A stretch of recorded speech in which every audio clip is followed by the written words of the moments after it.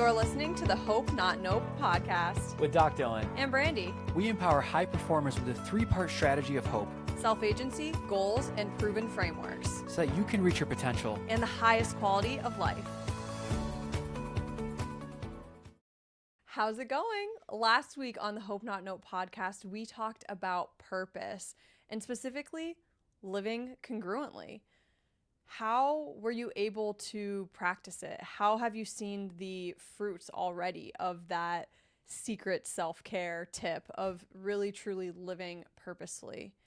And if you're new here, we just want to say welcome.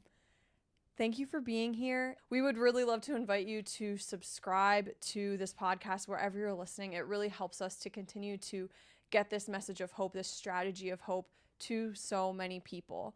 This week, we're talking about effort because our listener named Ruth asked, how do you move forward when past work feels wasted and the fear of wasting more time and more work starts to hold you back? Oh, Ruth. What a deep, thought-provoking question. Who has not been there? Yeah.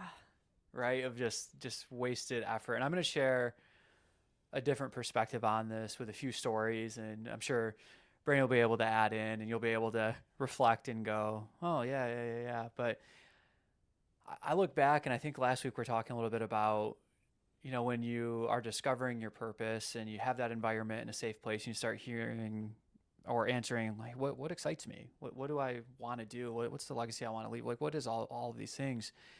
Retrospectively, you start looking back and you go, oh my gosh, it was pointing me in this direction.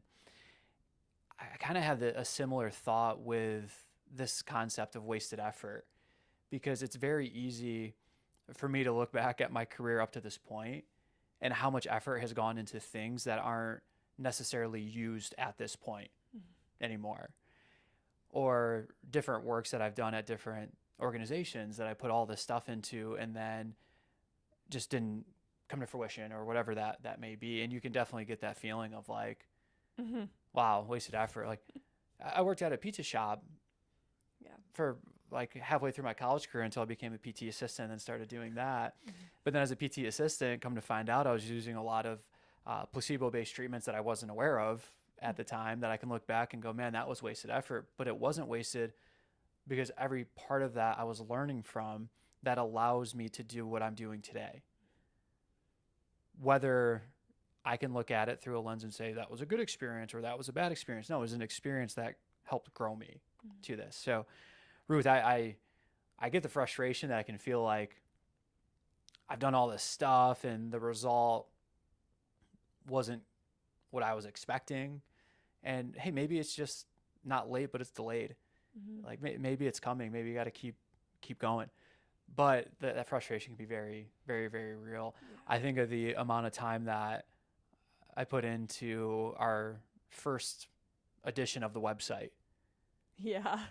And all the videos that I filmed for that, and created a filming studio in order to be able to do that and have it look professionally, and how many takes I did, and the equipment and just all the stuff that went into creating that first version of the website that, oh man, maybe 1% of that is used with our current website. So again, it's easy to look at that and go, man, all that effort was wasted. No. Those reps were useful because now we're able to do it more efficiently. We're able to do it more streamlined. And then there's this stuff of like, well, it didn't feel really aligned and like to what I'm doing now. So it was a wasted effort. You never know when that skill is going to be called upon to do that. And I'm going to go back into Scripture. I know we've been going heavy into Scripture, but Sorry for Us Congruent Living is showing that our faith is on fire, and we're going to share that. Let's do it. Apologizing, but not apologizing. Sorry, not sorry. Sorry, not sorry. But this verse really, really struck me, that if we go back to St. Peter, where did Jesus call him from, right? He was fishing. And the classic line of, I'm going to make you a fisher of men. And so he was called to go become a disciple of Jesus and enter into the ministry. So later on, as he's following Jesus, they go to a temple and they have to pay a temple tax. And Jesus looks at Peter and gives him the instructions, go catch a fish. This fish has a pearl or something in its mouth that's going to allow us to pay the temple tax. So Peter went, caught the fish, got the pearl, paid the tax. It was good for him and the disciples. They did what they needed to do. So this thing that seemed very unrelated at one point in his life to what he's doing now is now what he's being called upon in order to fulfill the purpose in doing what Jesus is asking him to do. Maybe you have to make a pizza at some point in this journey. Maybe you have to make a pizza, but not just the pizza, but it's just the reps of what that builds. Yeah. Of the simple things, right?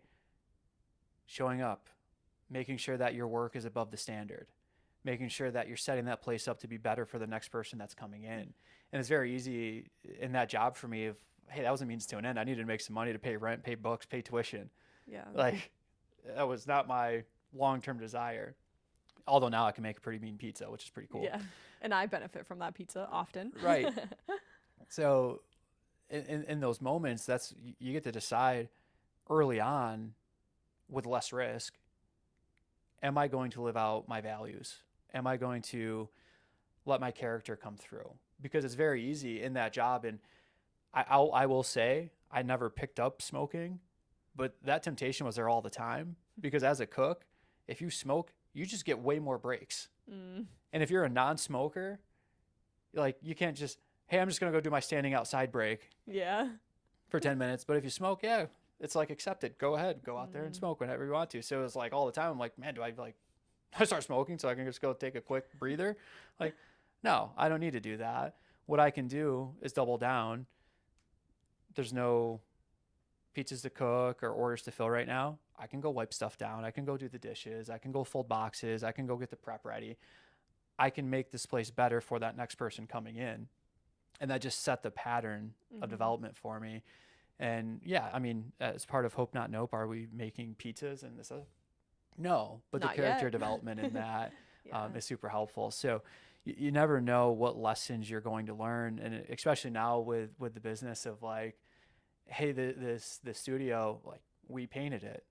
We did the work in it, setting up our other recording space and workout space. Like, we did that work. It was my degree in carpentry and that. Like, no, and in some areas you can really tell. But it gave me enough to say, hey, I can do this to keep us moving forward in the direction, although it's not 100% seemingly related to it. It is a level of that goal of, hey, if you want to create content and reach people, you need a place to do that in. And to have the place to do that in, you have to have it set up where the message can be delivered. Okay, so that's part of it. So now let's go. So yeah, I'll pause and pass it over to you, because this is a challenging concept. Yeah. And there's the fear of, well, man, I want to do more, but I'm afraid to do that next thing, because what if it's just wasted again? Well, I kind of want to speak on the emotion of it all, because in all honesty, Ruth, I have been there, and like, it really sucks. Like, it sucks to feel like everything that you've ever, like, I can be dramatic. And so like, when I get into that mode of like feeling that way, like I genuinely lose perspective and go into everything I've ever done has been wasted. And it's such a dramatic statement. And, you know, I feel that for like a little bit, and then I can pull myself out of it.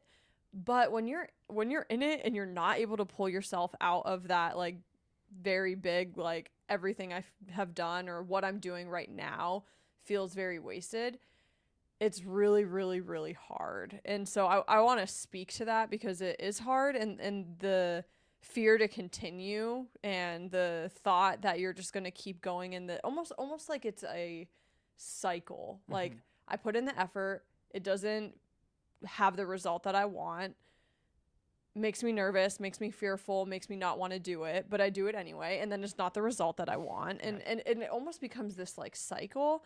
And I love everything that Dylan has said so far. And I want to add, if you're struggling to have the perspective that Dylan is offering, the thing that has helped me the most has been taking a step back and allowing myself to find the things in the midst of whatever that work is that I am grateful for, or lessons that I can pull from it. And really, like, pull out your note section on your phone, get a journal, open up a Google Doc, like whatever it is, and actually like write the stuff down so that you can physically see the things that you're grateful for and the lessons that you've learned from that quote unquote wasted effort, because I guarantee there's a lot more there that has served you and that you're going to be able to use to serve other people no matter what. Yeah. And the next layer of that would be getting into the conversation of, right, true hope and false hope. And false hope, right, we're looking at the trilogy of agency, goals, and a framework. And if the result ends up continuing to not be what you thought it was going to be, we have to look at that trilogy of hope and say, hey, which one of these pillars is lacking that's leading to that consistent feeling of wasted effort or failure? And then the other part of that is that framework in there of, yeah, there's going to be things that you do that are great and you get a great return on it. And there's going to be other things that you do that you learn, hey, that wasn't so great. And that's still, that's a benefit, right? The issue becomes that if you feel like you've wasted a bunch of effort, but you haven't reflected on it and said, hey, let me try to do this a little bit differently. Like the purpose stays the same, the vision stays the same, the goal stays the same, but the framework changes. If you haven't changed the framework, but you're expecting it to be different this time, that the effort's not going to be wasted, you're going to be back into that bubble. So how do you change it moving forward? Well, reflect back on all the things that you've done that didn't quite get it there, right? Was it the environment? Was it the messaging? Was it maybe not as authentic as it could be? A lot of factors that it could get into, but look at those things that felt like wasted effort, reflect on them, use that to move forward. Do it a little bit differently, get a framework that can get you to that point where you don't feel like it's been wasted, that it's like, hey, yeah, it wasn't directly what I was envisioning, but it's still amazing because I'm getting closer to that thing. And if you're getting closer to it, you're moving in the right direction. It's great. And that's, we talked, I think 2 or 3 episodes ago on the checkpoints of set a goal and then have those checkpoints. Those checkpoints let you know that the effort's not wasted, that you're growing towards it and that it's coming and you're getting there. But there's a lot of steps and a lot of order that has to happen in order for that full fruition. Yeah. Yeah. I don't have any more to add because I think that there's a lot of value in what we've said so far. Yeah, I'm hoping that Ruth feels lifted up and is excited and to go after it. And I'm not going to go on with all the stories of where else I've wasted effort or people that we've worked with that. Yeah, there's so like, many. Man, I did this and then got shifted here and shifted there. And hey, if you like movies, go watch American Underdog, Kurt Warner. Oh yeah, that story. Like you want to talk about feeling like wasted effort and not going to where, and then things just not going, but then how it evolved. Like if you're into movies and football. Even if you're not, it's a great one. Yeah. Yes.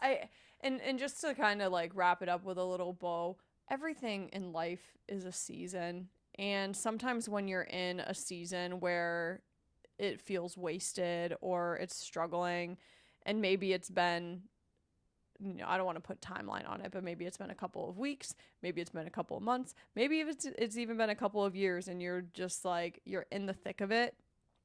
Everything is a season. Everything is in seasons, and soon this season will pass, but it's going to pass sooner if you take the time to make adjustments. Yeah. Yeah. Said with joy. Adaptability, baby. Yeah.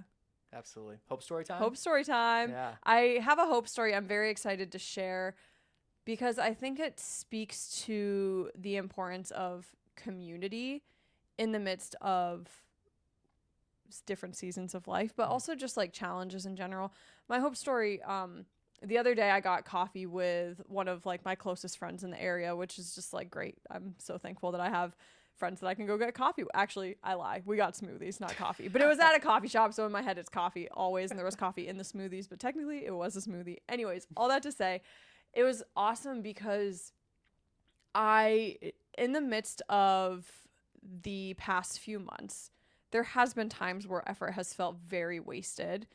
And part of that has just been like the transition that we were in was really challenging. And then if something happened, it may have hit a different area of my life that made me think of something from 5 years ago that was very similar. And then there was just a lot of like crazy schedule, not getting to see my friends and stuff like that. And so I was feeling all of the things, and getting to spend time with my friend this past or recently was really good for me. But the reason it was good for me was because it also helped me remember why things like matter, I guess. And so the specific hope story, all that to intro, my friend and I were talking about the importance of community.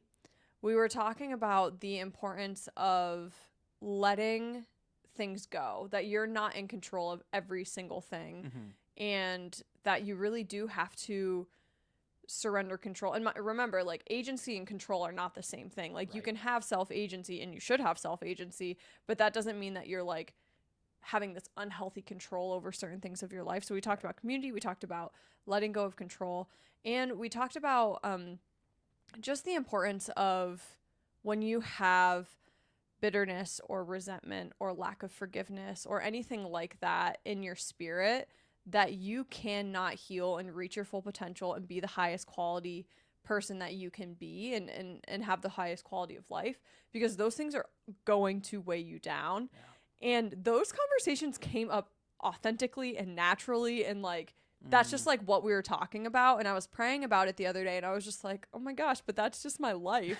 Like, if I were to like sum up my life and what I value and the purpose that I believe God has called me through, and like my personal story through and to hope and sharing hope with others, is like, those aren't the only bullet points, but those are 3 very key bullet points that I would share in my hope and my healing journey. And so, and that was in the midst of like feeling like effort, not that effort's completely, that I felt like effort was completely wasted in a dramatic way during that time, but like that it's just been a hard few months. And so what a great reminder of, yes, everything is in seasons, and sometimes those seasons are hard, but also a refocus of who I am and who God has called me to be, and that like the effort has not been wasted, and hey, live with hope and be hope. And that's what happened at the smoothie coffee shop. Yeah, I got the song Joy and Pain just playing right now in my head. I wish we had a little soundboard to hit it on there. Am I allowed to submit questions? Because I would love to submit a question for the next episode on diving into that topic of agency and control not being the same thing. All right, little sneak peek. We're going to do that next episode. And if I'm not allowed to submit that question, please, if you're listening, submit it and put your name to it. And I did the homework for you. Put your name on it, send it in. Right? Perfect. All right. So question next episode from Dylan and maybe some of you. Have a great week, and remember, high performance isn't just about using the strategy of hope. It's about becoming hope. Thank you for listening to the Hope Not Nope podcast. Please subscribe and share this episode. This podcast is for educational and personal development purposes only and is not considered health or medical advice. For personalized support, connect with a Hope Coach at hopenotnope.org.